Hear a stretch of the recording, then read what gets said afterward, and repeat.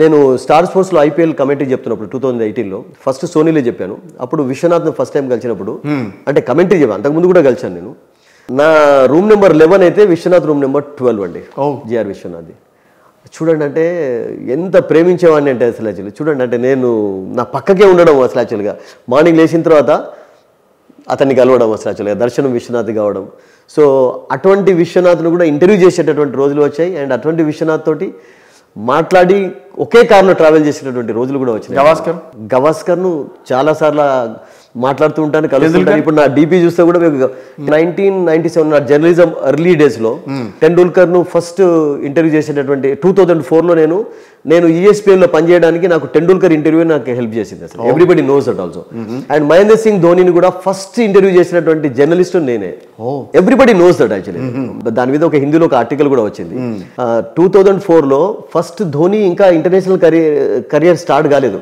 అప్పుడు ఉప్పల్ స్టేడియంలో అప్పుడు ఇంత జూలుండే అతనికి ఇంత పొడిగా.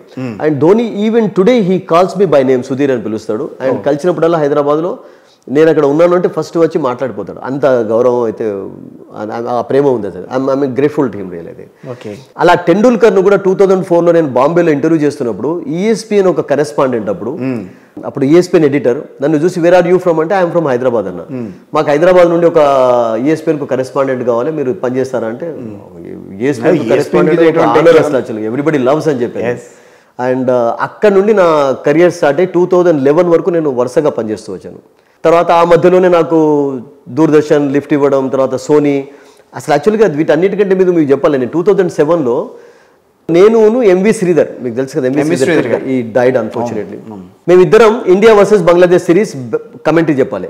కమెంటరీ ఎక్కడి నుంచి జరిగింది అంటే నా ఫస్ట్ కమెంటరీ స్టింట్ కూడా ఓవర్సీస్ బ్యాంకాక్ నుంచి కమెంటరీ జరిగింది. అసలు అక్కడ ఇప్పుడు మీరు ఆస్ట్రేలియాలో కూడా ఆ రైట్స్ ఎక్కడి నుంచి వాళ్ళు పొందారంటే రైట్స్ అన్ని కూడా అమెరికా నుంచి టెలికాస్ట్ చేసేది. ఓకే, ఇప్పుడు ఈ లోకల్ ఇండియన్ ఉంటారు, ఇప్పుడు మీరు చెప్తూ ఉంటారు అబ్సల్యూట్. ఇప్పుడు అది అక్కడి నుంచి వస్తుంది. ఇప్పుడు ఇండియాలో ఎన్ని ఛానల్స్ అయితే ఉన్నాయో అప్పుడు 2007లో ఉన్న ఛానల్స్ అన్ని కూడా ఇండియాలో రైట్స్ లేకపోయేవి ఛానల్స్ కు. ఈ క్యాసెట్స్ అన్ని వాళ్ళు అక్కడికి పంపితే టెలికాస్ట్ అక్కడి నుంచి జరిగేది అన్నట్టు. అంత చీప్ అయ్యేది అన్నట్టు వాళ్ళకు. సో అప్పుడు నియర్ స్పోర్ట్స్ ఏం చేశారంటే నన్ను ఫస్ట్ కమెంటరీ చెప్పడానికి పంపించారు. అప్పుడు అంటే అప్పటికి నాకు ఇంకా వీళ్ళు ఎవరు పరిచయం కాలేదు కూడా. ఇప్పుడు చెప్తున్నటువంటి కమెంటేటర్స్ చాలా మంది ఉన్నారు కదా. ఇప్పుడంటే అఫ్ కోర్స్ వెంకటపతి రాజు గారు వచ్చారు దీంట్లోకి, అండ్ వెంకటేష్ సారు, ఎంఎస్కే. అప్పుడు వెంకటేష్ సార్ కూడా నాకు ఇంకా పరిచయం లేదు. ఉంటే మేబీ మేము కలిసి కూడా చాలా చెప్పాం. వెంకటేష్ సార్ తోటి కూడా నాది చాలా లాంగ్ జర్నీ కొనసాగింది యాజ్ అ కమెంటరీగా. ఎందుకంటే 2007 నుంచి చెప్తూ ఉన్నాం. తర్వాత మా బ్రదర్ కూడా వచ్చాడు, విజయ్ మహావాది అని. మా ఇంకొక బ్రదర్ కూడా జర్నలిస్ట్. ముగ్గురు జర్నలిస్టులు అసలు. ముగ్గురు అన్నదమ్ములా?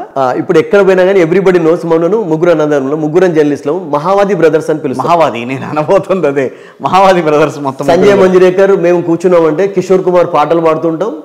తర్వాత సరే వస్తా, కిషోర్ కుమార్ పాటలు అంటే మళ్ళీ చాలా వస్తుంది డెఫినెట్లీ. దాంట్లో స్టార్ట్ చేసి దాంట్లోకి వస్తా నేను పక్కా. అంటే ఇప్పుడు ఆల్మోస్ట్ అందరి క్రికెటర్లతో కూడా మీకు మంచి అది ఉంది. గవాస్కర్ ఇంటర్వ్యూ చేయడం. హార్ట్ఫుల్ గా ఉండే క్రికెటర్ ఎవరు? హార్ట్ఫుల్ గా ఉండే క్రికెటర్స్ అంటే అసలు రియల్ గా చెప్పానంటే సచిన్ టెండూల్కర్ అయితే నిండుకుండా తోనుకదని అంటూ ఉంటాం కదా. నిజమేనా? రియల్ గా డౌట్ లేదు అందులో అసలు. ఎందుకంటే అంత అంబుల్ గా అంటే ఆ కొంచెం ప్రౌడ్ అనేది ఉండాలి. అంత అది ఉన్నప్పుడు డెఫినెట్ గా అందరితోటి క్లోజ్ గా ఉండడం కూడా ఒక్కొక్కసారి వాళ్ళను కొంపముచ్చారు. Sunil Gavaskar is very friendly. Sunil Gavaskar ఉన్నట్టుగా జావియల్ గా ఎవరు ఉండరు అనిపిస్తుంది ఒక్కొక్కసారి. బికాస్ ఒలింపిక్స్ జరుగుతున్నప్పుడు కూడా మీరు టెండూల్కర్ అన్నారు. Tendulkar was very very అంబుల్. Interview ఇవ్వడంలో, ఇంటర్వ్యూ చేయడంలో. మరి వాళ్ళ అబ్బాయిని ఎందుకు రాలేకపోయాడు? అబ్బాయి అంటే ఇప్పుడు గవాస్కర్ కొడుకు కూడా, రోహన్ గవాస్కర్ కూడా రాలేకపోయాడు. విశ్వనాథ్ కొడుకు కూడా అంతే. వెంకట్ సర్కార్ వీళ్ళెవరు కూడా అంటే దాన్ని ఏమంటారంటే కంటిన్యూ చేయలేకపోయారు. మనం అనకూడదు కానీ పండిత పుత్ర అన్నట్టు ఒక్కొక్కసారి అలా. అంతేనా? అలా అంటే జనరల్ గా చెప్పాలంటే అంత టాలెంట్ ఉన్నా కానీ వాళ్ళు దాన్ని కొనసాగే. మీరు ఫర్ ఎగ్జాంపుల్ ఏ ఫీల్డ్ తీసుకుంటారు చెప్పండి. ఒక్క క్రికెట్ ఫీల్డ్ లో chip off the old block అంటుంటాం కదా ఇంగ్లీష్లో మనం. అంటే తండ్రిని ఉన్నటువంటి క్వాలిటీస్ అన్ని ఉన్నట్టుగా అవి ఎవరికి వచ్చాయంటే మహేంద్ర అమర్నాథ్కి వచ్చాయి. లాలా అమర్నాథ్ కంటే కూడా మంచి పేరు తెచ్చుకున్నాడు Mahendra Amarnath. Surendra Amarnath also played for India. Rajendra Amarnath ఆడలేదు కానీ ఫస్ట్ క్లాస్ ఆడాడు. బట్ మహేంద్ర అమర్నాథ్ లాలా అమర్నాథ్ కంటే కూడా మంచి పేరు తెచ్చుకున్నాడు. ఇండియా 83 వరల్డ్ కప్ గెలవడంలో తన యొక్క కీ రోల్ కనబడింది అసలు. అలా మీరు అన్నట్టుగా సన్స్ అందరు కూడా అంత పెద్ద గొప్పగా. మీ ఫాదర్ కూడా కాదా? My father was a teacher. So నేను కూడా టీచింగ్ ఫీల్డ్లో కొన్ని రోజులు పనిచేశాను. మా ఫాదర్ నుండి మా మదర్ నుండి నేను నేర్చుకున్నాను, డిసిప్లిన్ నేర్చుకున్నాను. శాంతంగా ఉండాలి, హ్యాపీగా ఉండాలి, ఎప్పుడు నవ్వుతూ ఉండాలి, ఎవరికి అన్యాయం చేయకూడదు. తర్వాత ఏం జీవితం ఎక్కడ నడుస్తుంది, తర్వాత తోస్తే సాయం చేయాలి, చేయకుండా బస్ అది చేయాలి. మై పేరెంట్స్ యాక్చువల్లీ, మా ఫాదర్ లేడు, my mother is still alive.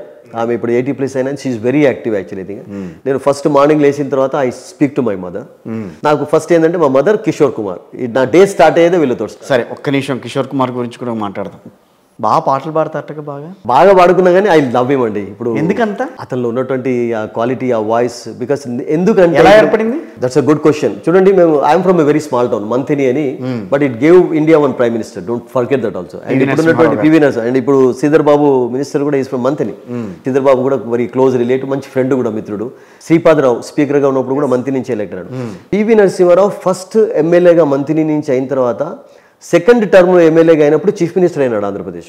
మన చాగంటి కోటేశ్వరరావు కూడా ఏమన్నాడంటే, ఒకవేళ మంథిని లాంటి విలేజ్ గిట్ట అంటే విజిట్ చేయనట్టయితే జీవితంలో ఏదో దోషం చేసినట్టే అని చెప్పి. ఏంటి అంత స్పెషల్ ఏంటి? సహస్ర కడప అంటారు కదా, అంటే జనరల్ గా ఇప్పుడు పూజారీలు బ్రాహ్మణ్స్ ఉంటారు కదా, ఫుల్ ఆఫ్ టెంపుల్స్ అండి. నదీ తీరాన ఉంటది, గోదావరి నదీ తీరాన ఉంటది. తర్వాత చుట్టూ మీకు కాళేశ్వరం, అడవులు ఎక్కడ చూసా కానీ దిట్టమైనటువంటి, ఇప్పుడంతా దిట్టంగా లేవు కానీ ఎక్కడ చూసా కానీ అడవులు అండ్ జంతువులు అండ్ మీకు పక్షులు ఎక్కువ కనబడేది కూడా అక్కడనే. రాలేదు మందని. వెల్కమ్ సార్, అందుకే మిమ్మల్ని ఇన్వైట్ చేస్తున్నాను. మీరు వచ్చిన తర్వాత మీరు సిగ్నేచర్ మీ ఛానల్కి ఒక స్టోరీ చేయండి. ఓకే, మీరేమంటారంటే మంత్ని విజిట్ చేసిన తర్వాత ఎవ్రీ వీక్ ఇక్కడికి ఒకసారి వచ్చి తీరాల్సిందే అని అనుకుంటారు. అసలు అంత పవిత్రమైనటువంటి. అంటే మీకు చిన్న ఎగ్జాంపుల్ యాడ్ చేయాలంటే, పివి నరసింహారావు గారు అంటే చెప్తుంటారు, జర్నలిస్టులు అప్పుడు 1994లో వచ్చినప్పుడు ఆయన మంత్ని వచ్చినప్పుడల్లా వితౌట్ చెప్పాలి బేర్ ఫూటే నడిచేదట.